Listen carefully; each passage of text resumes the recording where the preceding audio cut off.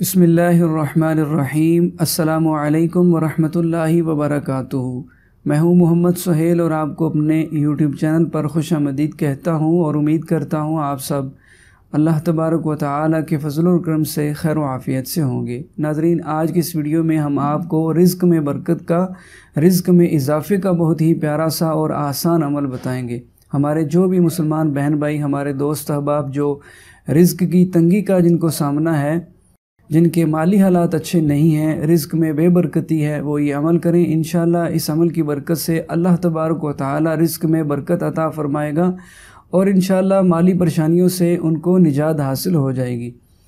तो इस अमल को करने के लिए आपको इजाज़त लेने की भी ज़रूरत नहीं है। जो भी मुसलमान बहन भाई ये अमल करना चाहते हो वो बग़ैर इजाज़त लिए कर सकते हैं। इस अमल को करने के लिए बस आपको 2-3 बातों का ख्याल रखना है। अगर आप उन बातों पर अमल करेंगे तो इंशाअल्लाह ज़रूर इस अमल का आपको फ़ायदा हासिल होगा।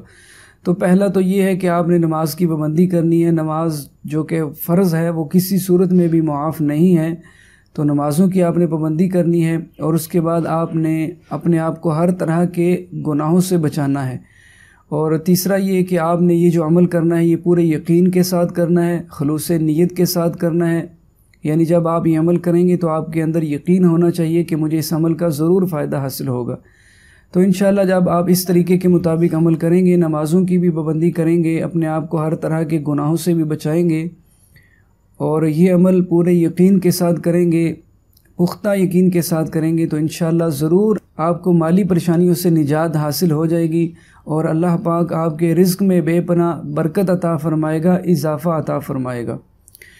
तो ये अमल आपने चलते फिरते उठते बैठते करना है। यानी आपने मखसूस जगह पर बैठकर नहीं करना है, मखसूस वक्त में नहीं करना है, बल्कि चलते फिरते उठते बैठते बावज़ू बेवज़ू दोनों सूरतों में ही आप ये अमल कर सकते हैं।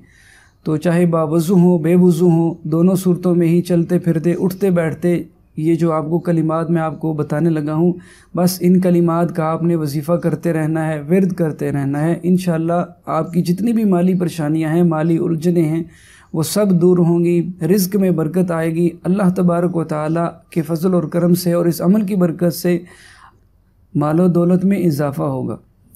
तो आपने चलते फिरते उठते बैठते ये कलिमात, आप इन कलिमात को अपनी स्क्रीन पर भी देख लीजिए। या मालिकु या ज़ल जलाली वल इकराम, या मालिकु या ज़ल जलाली वल इकराम। बस आपने चलते फिरते उठते बैठते ये कलिमात पढ़ते रहने हैं, इनका आपने वजीफ़ा करते रहना है। आप जो भी अपना काम वगैरह कर रहे हैं, किसी भी आप काम में मसरूफ़ हैं, उसको भी जारी रखिए, लेकिन ज़ुबान पर ये कलिमात जो हैं इनको जारी रखिए, इसका आप वजीफ़ा करते रहिए। या मालिकु या ज़ल जलाली वल इकराम, या मालिकु या ज़ल जलाली वल इकराम। जब आप ये अमल शुरू करने लगें, यानी जब आप इन कलिमात को पढ़ने लगें, तो शुरू में चंद मरतबा दुरूद पाक पढ़ लीजिए और उसके बाद या मालिकु या ज़ल जलाली वल इकराम पढ़ते रहिए, वजीफ़ा करते रहिए। और जब आप ये वजीफ़ा रोकने लगें तो आखिर में दोबारा फिर चंद मरतबा दुरूद पाक पढ़ लीजिए। तो इस तरीके के मुताबिक आपने ये अमल करना है।